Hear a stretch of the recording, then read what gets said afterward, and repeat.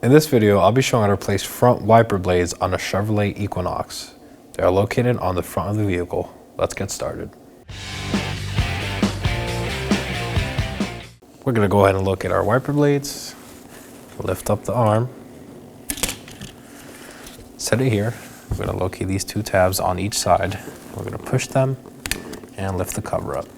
Now we could pull the wiper blade back and remove it. There it is. Here's our new wiper. We're going to go ahead and remove the plastic insert.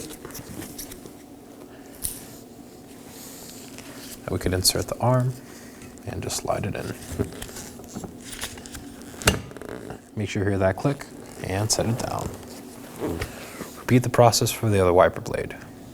And after this, you're going to want to verify wipers work correctly, and thank you for watching. When only the best will do, demand TRQ. The only company that lets you view before you do.